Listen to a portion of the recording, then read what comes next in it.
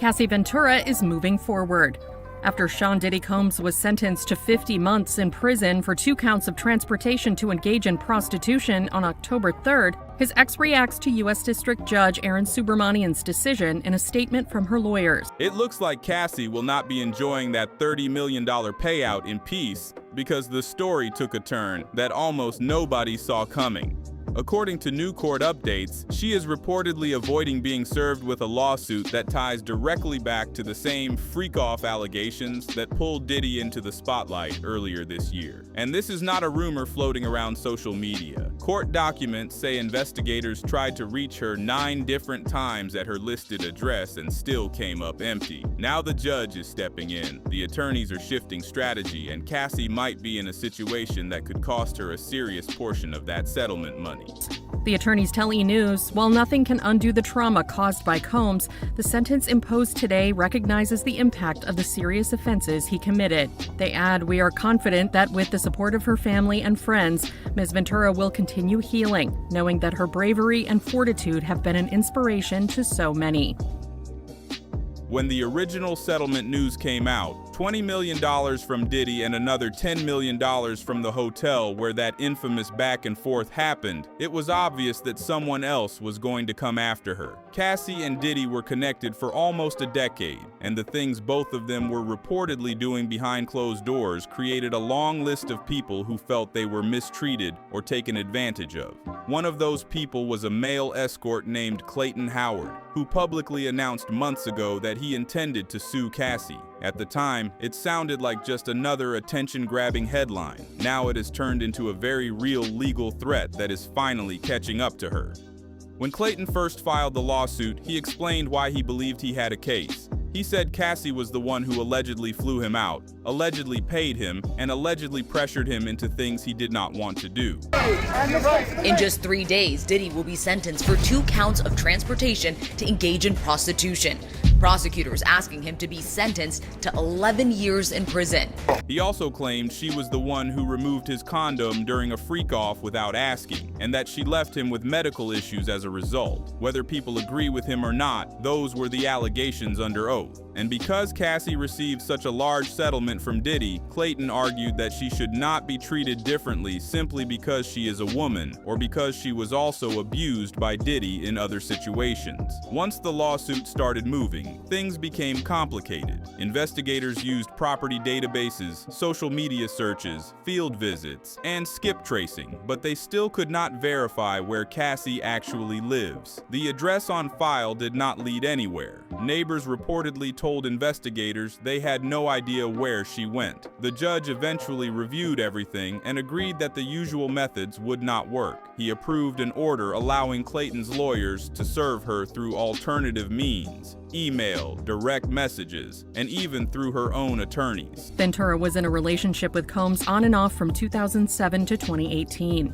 In addition to his over 4 years in prison, Combs was handed 5 years of supervised release and a fine of $500,000. That is where things started getting tense. Cassie's legal team already helped her secure $30 million in settlements, so everybody knows exactly who represents her. Instead of needing to track her down physically, Clayton can now have the documents forwarded directly to her through the attorney who negotiated her deal.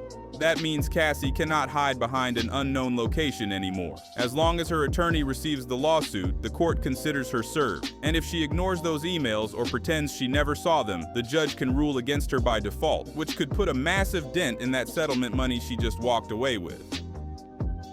This is the moment where social media split in half. Women flooded Clayton's comment sections accusing him of going after a woman who was already abused. They said he was a willing participant. They insisted he should move on. They claimed he had no case because Cassie suffered more. Clayton responded by saying that he never denied Cassie's domestic violence situation. In fact, he repeatedly said no woman deserves that kind of treatment. But he also argued that domestic violence in one area does not erase criminal responsibility in another.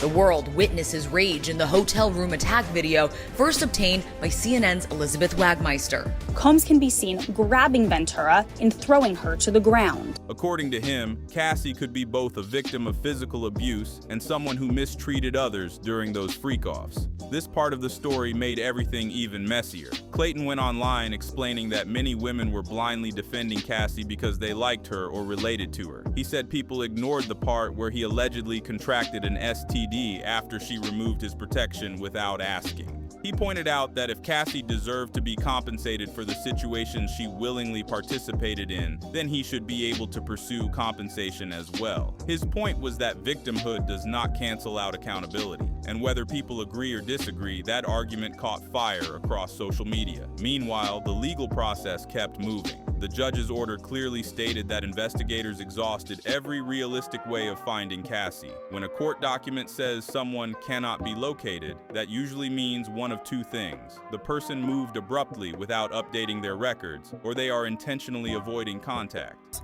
Ahead of his sentencing, Combs, who was acquitted on sex trafficking and racketeering charges during his federal trial, expressed remorse for, quote, all of the hurt and pain he caused others through his conduct in a letter to the judge. In Cassie's case, the court wrote that no physical address could be confirmed and that service through attorneys was now the only option left. That language alone made the story blow up because it fed into the idea that Cassie was hiding.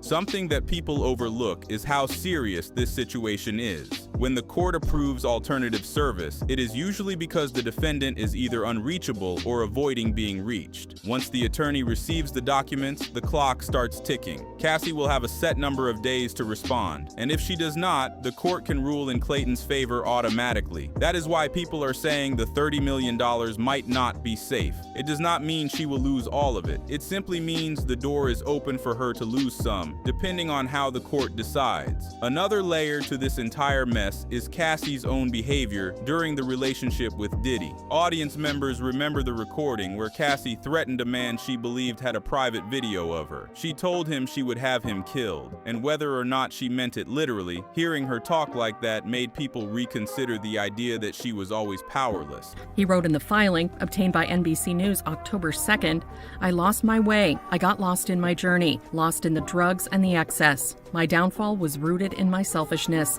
I have been humbled and broken to my core.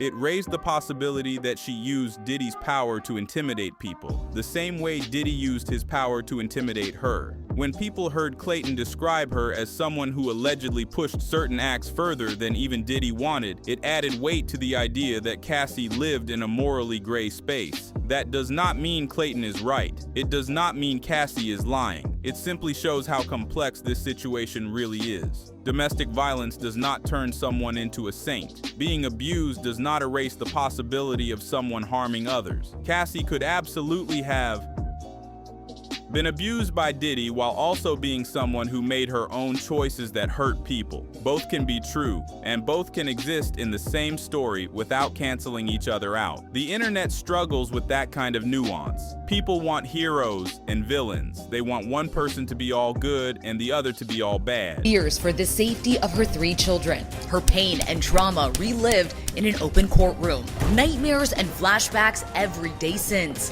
All of it laid out in this powerful letter to the judge. That is not how real life works. Cassie was in a powerful relationship with a man who could get anything he wanted. She experienced real violence. She also participated in situations that may have crossed lines with other men. These are not mutually exclusive statements. They are pieces of a complicated reality that is now playing out in court. Where this goes next depends entirely on whether Cassie responds to the lawsuit. If she fights it, the case will reveal a lot more information about what happened during those freak-offs. If she ignores it, she risks losing by default. And if that happens, the same settlement that changed her life could end up being used to pay someone else who claims he was hurt by the same system she exposed. Let me know in the comments what you think.